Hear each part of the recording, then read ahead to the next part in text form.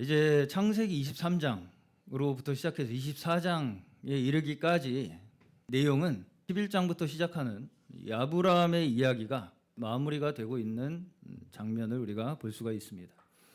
23장은 방금 말씀드렸다시피 막벨라 굴을 구입하는 내용으로 이루어져 있고요. 24장은 아브라함이 아들 이삭을 위해서 아내를 준비하는 그러한 이야기로 이루어져 있습니다. 그리고 이제 25장에서는 이제 아브라함이 그 이후에 구두라라는 후처를 얻어서 6명의 자녀를 더 얻었다. 이러한 이야기와 이제 아브라함도 세상을 떠나고 자신도 이 막벨라 굴에 장사되는 것으로 이 모든 아브라함의 인생이 이제 마무리가 되는 것을 우리가 볼 수 있습니다. 여기서 23장에서 자신의 아내 사라를 장사하기 위한 매장지를 구입하는 일과 또 24장에서 이삭을 위해서 아내 리브가를 준비하는 일, 이 두 가지 묘지를 구입하는 일과 리브가 이삭의 아내 리브가를 준비하는 일의 공통점은 아브라함이 자신이 받은 영생의 축복을 자신의 자손들에게 이어지도록 준비하고 있는 내용이라는 점에서 그 공통점이 있다고 할 수 있겠습니다. 자, 여기서 다시 한번 우리가 기억해 봐야 할 것은 하나님의 약속이 무엇인가, 약속의 원리가 무엇인가라는 것입니다. 자, 우리가 보통 아브라함의 이야기라고 하면 창세기 12장에서부터라고 보통 생각을 하는데 저는 11장 전체가 사실은 아브라함의 이야기라고 생각합니다. 11장은 그 앞에서부터 무슨 사건이 언급되고 있냐면 바벨탑 사건이 기록되고 있습니다. 그렇죠? 바벨탑 사건이 나오고 그리고서 노아의 족보를 통해서 아브라함으로 이렇게 연결되는 것을 우리에게 보여주는 거예요.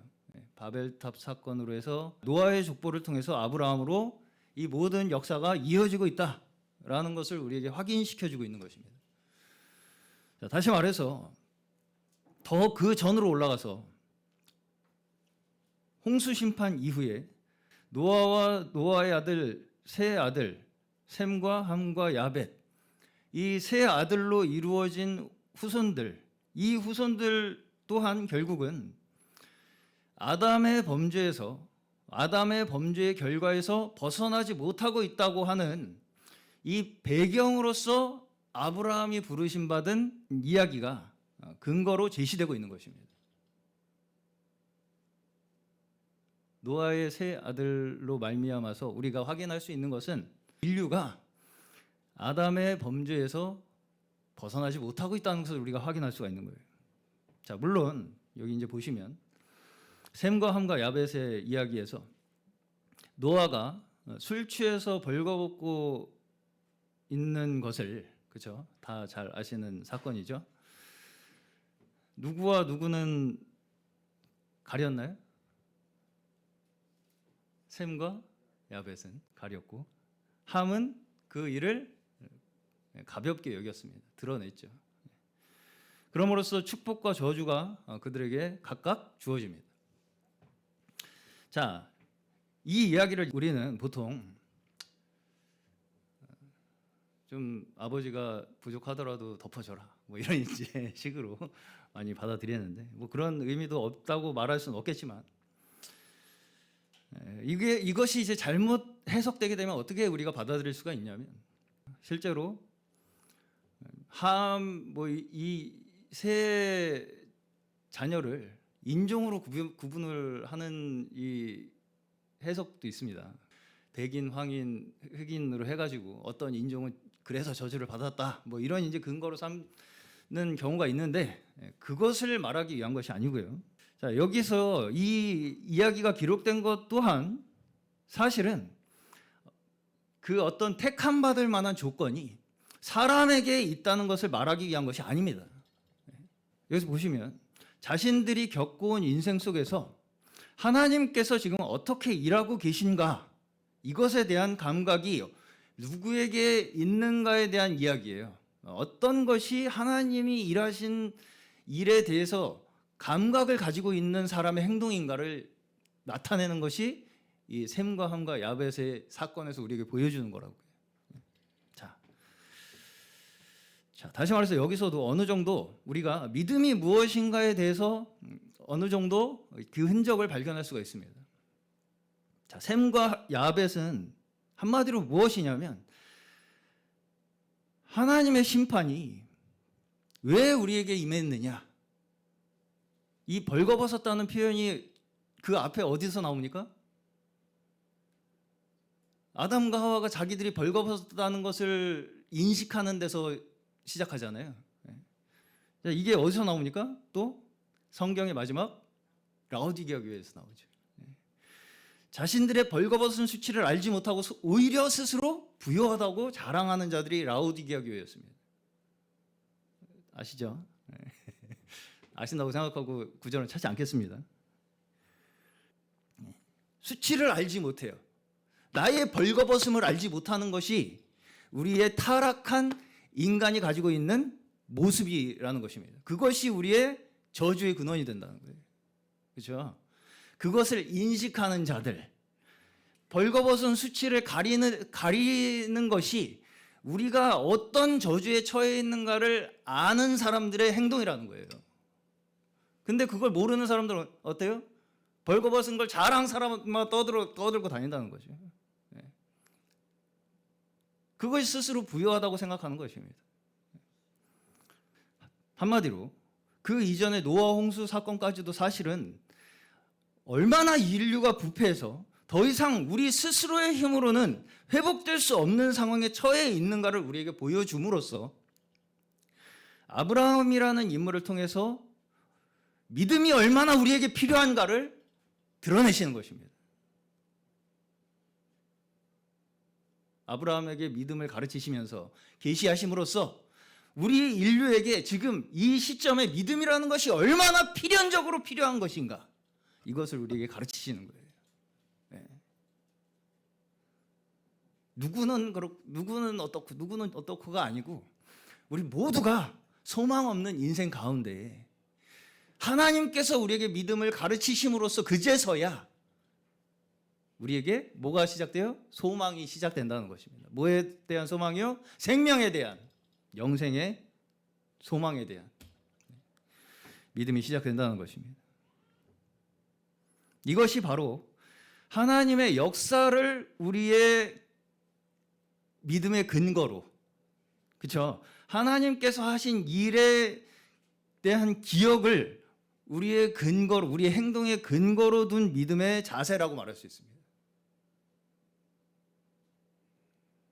하나님께서 어떻게 우리에게 행하셨는가, 일하셨는가에 대한 그 기억, 그걸 잊지 않고 그것이 우리의 삶으로 나타나는 사람, 그게 셈과 야벳이에요. 그렇죠? 자, 그러고선 그 연장선 상에서 하나님께서는 아브라함을 부르신 거예요. 그러면서 이제 보다 더 개인의 삶의 차원으로 하나님께서 그 인생에 직접 개입하시고 말씀하시고 나타나셔서 인도하시고 주관하셔서 믿음을 가르치시고 계시는 것으로 이어지는 것입니다. 잘 따라오고 계시죠? 자, 그리고서 이제 하나님께서는 이제 아브라함에게 새로운 인류를 너를 통해서 일으키겠다, 이 약속을 하시는 거예요. 새로운 인류를 너를 통해서 내가 일으키겠다. 그것이 이제 아브라함을 통해서 한마디로 영생의 축복을 허락하셔서 내가 너로 말미암아 백성을 이루시겠다고 하는 그 약속을 통해서 믿음을 가르치시는 것이죠. 너를 통해서 내가 생명을 이어갈 것이다. 열국의 아비가 되게 하겠다. 하늘의 별과 같은 자손을 주겠다. 바다의 모래와 같은 자손을 주겠다고 하시는 그 생명의 축복을 그에게 약속하심으로써 그에게 믿음을 가르치고 계신다고요. 자, 다시 말해서 하나님께서 우리에게 믿음을 가르치시는 방법이 바로 영생의 축복에 대한 약속입니다. 우리에게 주시는 하나님의 믿음이 우리가 살아가는 데 있어서 소망 없는 우리 삶 속에 영생의 축복을 하나님께서 허락하시는구나 라고 하는 소망으로 우리에게 믿음을 주신다고요. 네. 그래서 이제 영생의 약속에 대한 그러면 증거가 무엇이냐? 이 영생의 축복에 대한 믿음을 그냥 믿어. 내가 이렇게 말했으니까 그냥 믿어 라고 하시는 것이 아니라 증거를 보여주시면서 믿도록 하십니다. 증거를 우리에게 보여주세요. 결론적으로 그 아브라함에게 그 증거는 뭐가 됐어요? 이삭이 됐죠. 후손. 그러니까 그 아브라함의 자손이 곧 그에게는 그 하나님의 약속의 증거가 된 거예요. 저희 성경 한 구절만 보겠습니다. 로마서 4장 18절입니다. 제가 읽겠습니다. 로마서 4장 18절. 아브라함은 희망이 사라진 때에도 바라면서 믿었으므로 너는 자손이 이와 같이 많아질 것이다 하신 말씀대로 많은 민족의 조상이 되었습니다. 자, 이 아브라함과 사라는 더 이상 자녀에 대한 소망이 없던 자들이었습니다. 소망이 끊어진 자들이었어요. 그렇죠? 네. 그러한 인생 속에 이삭을 주심으로써 하나님의 약속에 대한 증거를 그들에게 나타내신 거예요. 그렇죠? 네.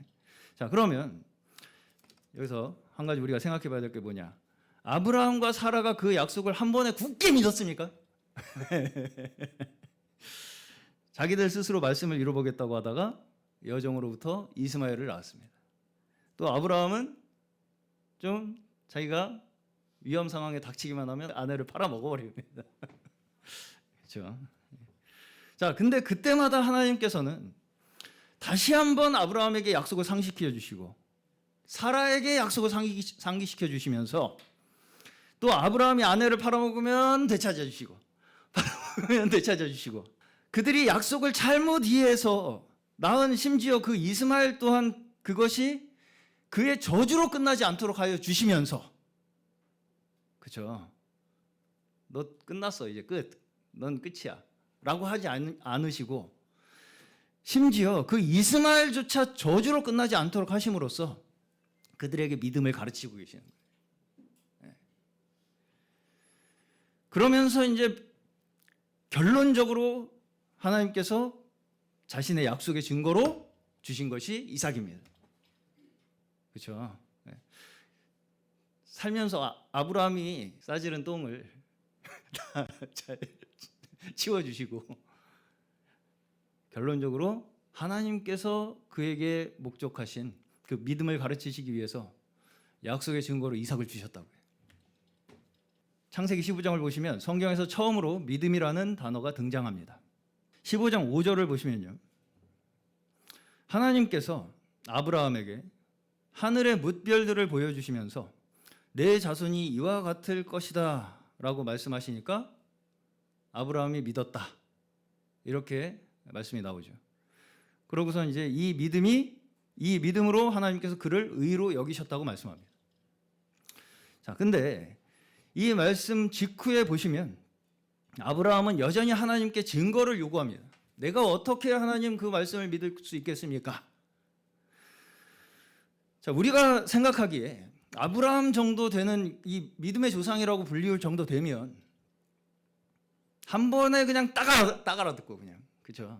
하나님께서 그렇게 딱 얘기하면 그냥 한 번에 딱 알아듣고 그 들은 대로 한치의 의심도 없이 살아가야 그 정도는 돼야 믿음의 조상이 되는 거 아니냐라고 생각할 수가 있을 것입니다. 근데 여기서 아브라함은 우리가 생각하는 그런 뭔가 확신에 차서 강력한 의지로 밀어붙이는 그런 믿음이 있었던 것 같지는 않습니다. 그렇게 보이진 않아요.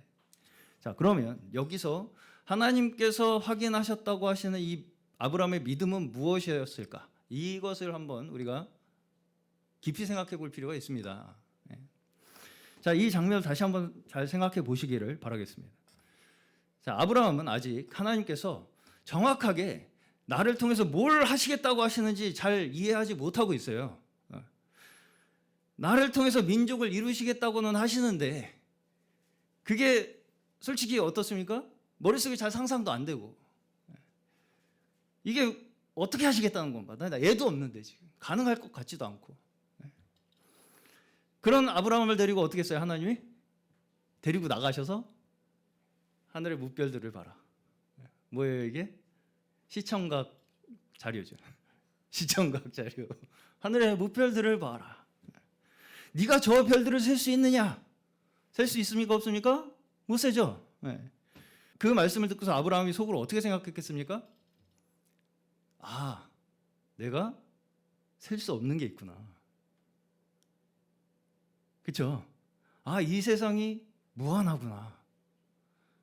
내가 헤아릴 수 있는 것이 아니구나. 를 깨달은 것입니다.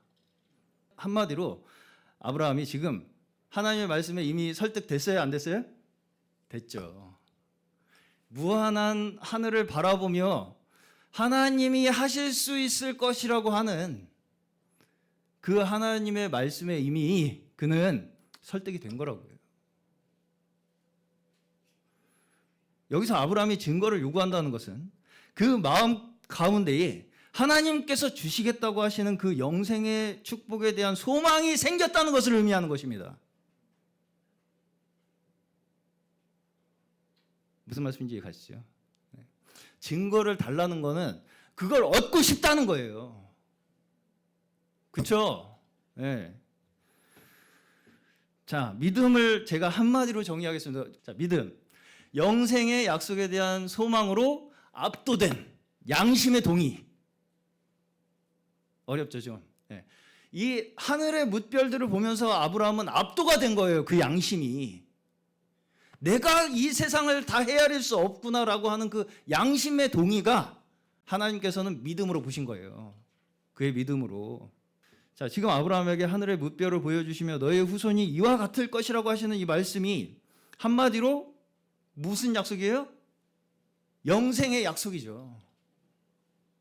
이걸 잘 이해하시기를 바랍니다. 하나님께서 뭇별들을 바라보게 하시면서 내가 너를 통해서 너의 후손들을 이와 같이 많게 하실 것이라고 하는 그 약속이 바로 아브라함에게 지금 허락하시는 보여주시는 영생에 대한 약속이라고요. 영생이라고 그러면 나만 영원히 사는 게 영생일 것 같잖아요. 나만 살면 돼. 그게 영생일 것 같죠? 하나님께서 우리에게 계시하시는 영생은 그런 것이 아닙니다. 더 이상 나를 통해서 생명이 이어질 수 없을 것이라고 하는 더 이상 소망이 끊어져 버린 그 아브라함에게 나의 힘으로는 만들어낼 수 없는 것은 물론이고 내 머릿속으로 상상할 수조차 없는 그 생명의 무한함이 하나님께 있음을 무한대의 별을 보여주시면서 그에게 증거하시는 거죠. 그러니까 거기에 답할 말이 없는 거예요, 지금 아브라함은.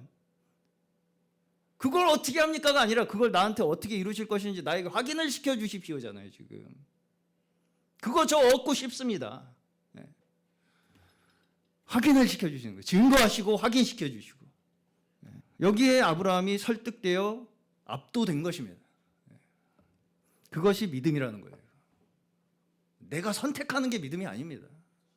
하나님께서 그 하나님의 하시는 일을 보여주실 때에 거기에 압도되는 거예요. 우리는 그것으로 말미암아 우리가 설득될 수밖에 없는 것입니다. 우리의 유한함을 초월하여 하시는 그 하나님의 역사를 바라보면서 그 역사를 소망하게 만드는 것, 그것이 하나님께서 우리에게 만드시는 믿음인 줄로 믿습니다. 그것이 하나님께서 우리에게 만드시는 믿음이에요. 자, 이 엄청난 머릿속에 그려지지도 않는 그 하나님의 영생의 약속에 대한 가장 눈앞에 보이는 증거로 아브라함에게 주신 것이 누구라고요? 이삭. 네. 이삭이라는 자녀를 통해서 아브라함에게 주신 것입니다. 자, 아브라함에게 이삭을 주시고 또 이삭을 제물로 바치는 시험을 통과하게 하심으로써 하나님께서는 아브라함의 믿음을 더 견고하게 세우셨습니다. 세우시는 거예요. 자, 우리의 믿음 또한 마찬가지입니다. 우리의 믿음 또한 마찬가지예요. 네, 방금도 우리 김용 목사님께서 산을 옮길 만한 믿음이 나에게 없음에 좌절을 하신다 이렇게 말씀을 하셨는데, 겨자씨만한 믿음으로도 산을 옮길 수 있다고 말씀합니다. 그렇죠? 큰 믿음이 산을 옮길 수 있는 게 아니고요. 겨자씨만한 믿음으로도 산을 옮길 수 있다고 말씀하죠. 왜냐하면 이 믿음 또한 누가 시작하시는 것이기 때문이에요? 하나님께서. 하나님께서 시작하신 믿음이기 때문에 이건 실패하지 않는 거예요. 그리고 우리에게는 결국 무엇으로 그것이 나타나냐면 이제까지 우리의 육신적인 본성과 하나님의 말씀이 우리의 삶에서 어떻게 돼요? 충돌하는 것으로 나타나는 거예요.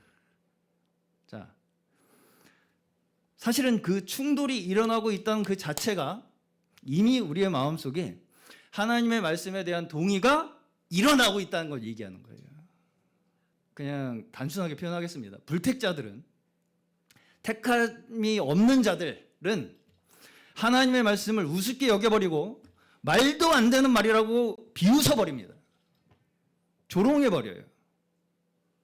소돔과 고모라에서 롯의 사위들이 농담으로 경고를 비웃었던 것처럼 예수님 당시 바리새인들이 예수님의 말씀을 비아냥거리면서 비웃었던 것처럼 하나님의 말씀을 믿지 않는 자들은 그 마음속에 갈등 자체가 없습니다. 없어요. 뭔 시덥지 않은 헛소리를 하고 앉았냐 라고 하게 된다고요. 세상을 어떻게 그렇게 순진하게 사냐. 한 대 맞으면 10대로 돌려줘야지 네가 호구가 안 되는 거야. 그래서 순진한 소리 한다고 비웃어 버립니다. 믿는 이들의 행동을. 그 갈등조차 비웃어 버려요. 그런 경험 한 번쯤은 해보셨으리라고 생각합니다. 여러분께서 만약 지금 이제까지 내 육신적 본성대로 살던 내 습관이 뭔가 불편해지기 시작하셨다면 그것은 필시 택함 받은 자의 증거라고 생각하시면 됩니다. 네. 여기서 내가 한번 성질을 내야 직성이 풀리는데 한번 들이받아야 되는데 이거 지금. 근데 뭔가 불편하네 이게. 뭔가 그렇게 마음대로 안 나오네 이게. 옛날 같으면 그냥 한번 들이받았을 텐데 그냥. 그렇게 느껴지신다면 택함 받은 자의 증거다 이렇게 믿으시기 바랍니다. 자, 그러나 이것이 전적으로 하나님께서 우리에게 하신 일로 말미암아 우리에게 주어지는 것이지 내가 스스로 좋은 사람이 되기 위해서 나 스스로 만들어낼 수 있는 것이 아닙니다. 그것을 우리가 좀 구별을 하실 필요가 있습니다. 나 이런 사람이야 라고 하는 것을 증명하기 위해서 내가 선을 행하는 것이 아니라 하나님께서 우리에게 하시는 그 영생의 축복에 대한 소망이 우리를 그렇게 하지 않을 수 없도록 밀어붙이시는 거예요. 그런 것입니다. 그 밀어붙임에 순종하는 게 우리의 순종하는 삶이에요. 네. 이것이 우리를 통해 하나님께서 일하시고 그 약속을 이 땅 위에 증거하시는 방법입니다. 계속해서 우리를 그렇게 밀어붙이시고 순종할 수밖에 없도록 하심으로써 우리의 삶을 통해서 이 땅 위에 하나님의 약속의 증거를 지금도 나타내고 계신 거예요. 우리의 삶을 통해서 순종할 수밖에 없는 우리의 삶을 통해서요. 네. 우리가 만듭니까? 하나님이 만드십니까? 하나님이 만드시죠. 네. 그리고 이것이 지금 23장과 24장에서 이제 후손들에게 하나님의 약속이 어떻게 이어지는가로 설명되고 있는 것입니다. 23장과 24장에서 이제 이 아브라함에게 하신 약속이 후손들에게 그의 자손들에게 어떻게 이어지고 있는가를 이야기하고 있는 거예요. 자, 첫 번째로 저번 주에도 말씀드렸다시피 제가 성경은 장례식과 같다 이렇게 말씀을 드린 바가 있습니다. 또는 시신을 부검하는 것과 같다 이렇게 말씀을 드린 바가 있어요. 그랬더니 이제 저번 주에 이게 무슨 의미인지 잘 모르겠다 이렇게 질문을 하는 청년이 있었어요. 성경이 장례식이라는 게 잘 이해가 안 갑니다. 자, 왜 성경이 장례식이고 또 시신을 부검하는 거라고 얘기를 하느냐? 자, 우리의 구원이 누구를 통해서 증거되었습니까? 우리의 구원이 누구를 통해서 증거되었습니까? 예수 그리스도. 더 구체적으로는 예수님의 죽으심으로. 무엇을 위해 죽으셨습니까? 그를 통해 생명을 얻게 되는 많은 자손을 얻기 위한 것입니다. 그렇죠?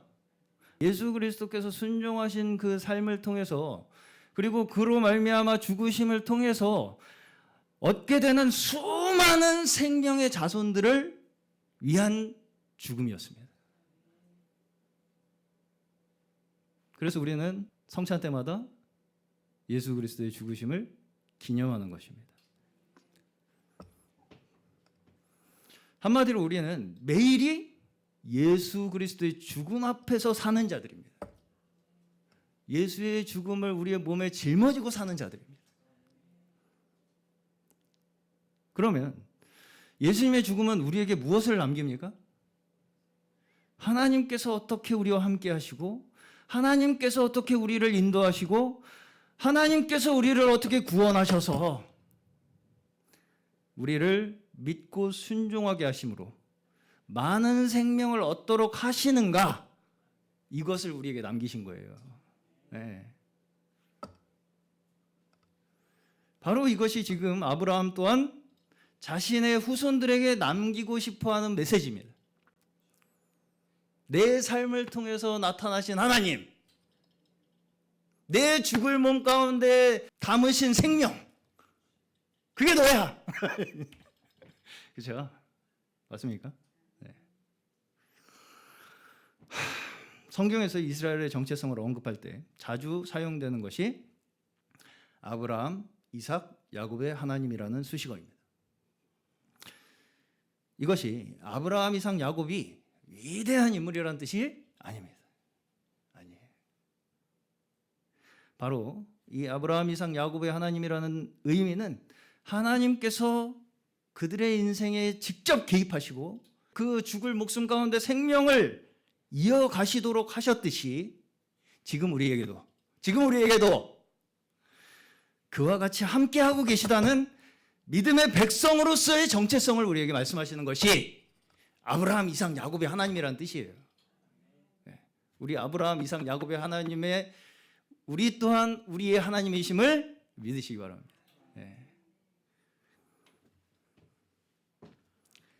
이것은 지금 우리의 삶에도 마찬가지예요. 하나님께서는 우리 각자의 인생 속에 지금 오늘 우리가 남기는 그 믿음의 증거를 통해 후손에게 생명을 이어가도록 하고 계십니다. 오늘 내 인생 속에 함께 하시는 하나님을 바라보면서 사는 우리의 매일매일의 삶이 결국 죽음 앞에 선 우리의 연약한 인생의 운명 가운데에서 영생의 소망으로 살아가는 자들이 믿음으로 살아가는 삶의 모습입니다.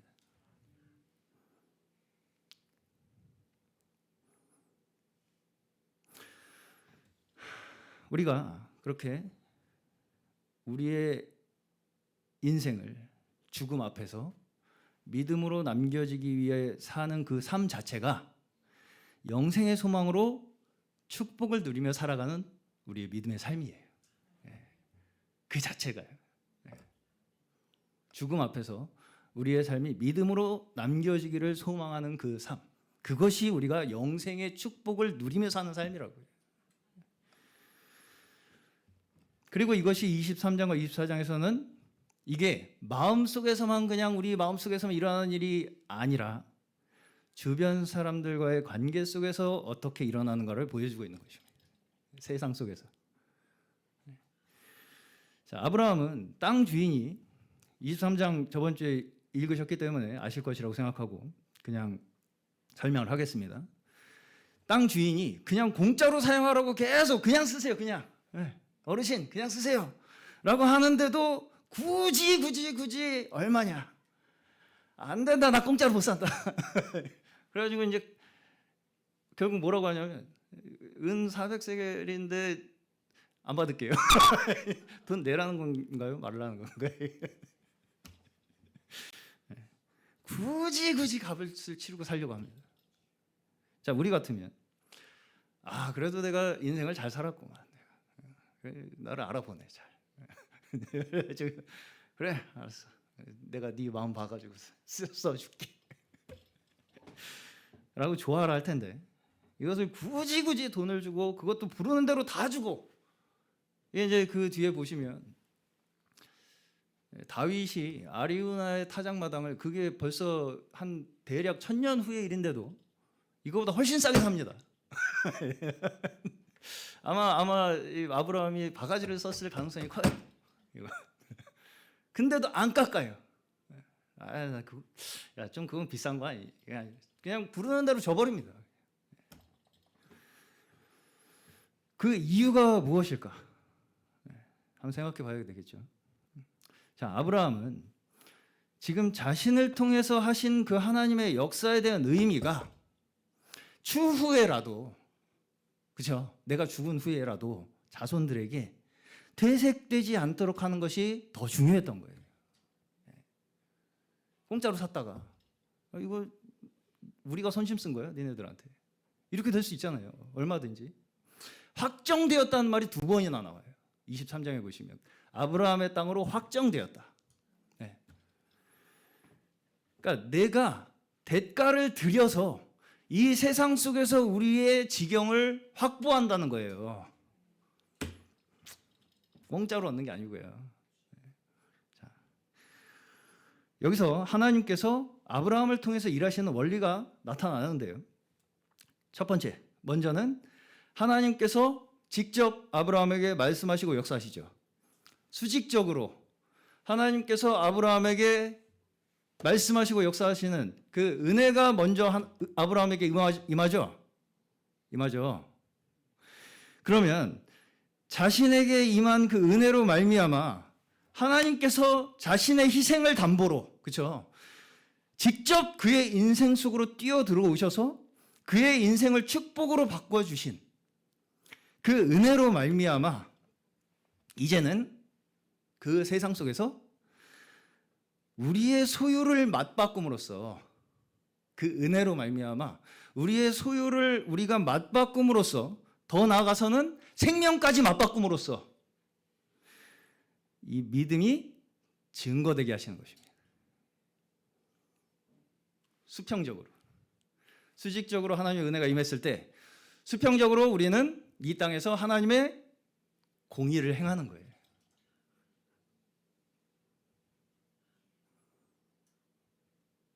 공짜로 얻는 건 공의 아니죠. 세상 사람이 달라고 하면 주시기를 축원합니다. 네, 그렇다고 뭐 물건과 깎지 말라 뭐 이런 얘기는 아닙니다. 네, 잘 들으시길 바랍니다. 예수 그리스도의 죽으심을 기억하며 살아감으로써 우리의 인생 또한 예수 그리스도의 증거로 남겨지게 하시는 것이 우리의 인생 동안 살아가는 성화의 삶입니다. 네. 그리스도의 죽으심을 짊어지고 우리가 살아감으로써 우리의 인생 또한 그 죽으심의 흔적이 풀풀 풍겨나는 거예요. 그럼으로써 우리 또한 예수 그리스도의 증거로 남겨지는 것입니다. 그것이 하나님께서 우리를 성화의 길로 인도하시는 방법이에요. 한마디로 하나님께서 우리를 성화시키는 것은 너 앞으로 잘해가 아니고요. 내가 너를 끝까지 이렇게 인도할 것이라고 하는 그 하나님의 일하심을 믿으라는 것입니다. 네. 그 모든 하나님의 역사를 우리에게 시간으로 설득하시는 거예요. 네. 시간으로 우리에게 설명하시고 설득하시고 이끄시고 가르치셔서 그렇게 우리를 만드신다는 것을 믿도록 하시는 것입니다. 믿음 가운데 계시기를 축원합니다. 자, 수직적으로 하나님께서 우리에게 값없이 주시는 그 은혜가 이 땅에서 수평적으로는 사람들을 향한 공의로 나타나는 것입니다. 우리로 말미암아 이 땅에 수평적으로 하나님의 공의가 펼쳐지는 거예요. 이것이 하나님께서 우리를 통해서 이 땅 위에 평화를 이루시는 방법입니다. 제가 이런 비유는 별로 안 하고 싶어 하지만 이게 어떤 형상입니까? 수직적으로 하나님의 은혜, 수평적으로 우리의 공의. 이것이 모아지는 데가 어디예요? 십자가지. 네, 그런 걸 너무 제가 도식적으로 그렇게 만들고 싶어 하진 않지만 그렇다는 것입니다. 자, 여러분의 인생은 여러분이 생각하시는 것보다 더 축복으로 가득 차 있습니다. 우리의 인생은, 우리의 매일매일의 시간은 우리가 상상하는 것보다 더 의미 있고 가치 있고 소중합니다. 하나님께서 우리를 그렇게 부르셨어요. 오늘 저희 모두에게 하나님께서 허락하신 복된 영생의 축복을 누리도록 하시고 증거하도록 하시고 그로 말미암아 전파하시는 저희의 복된 인생이 되시기를 주의 이름으로 축원합니다.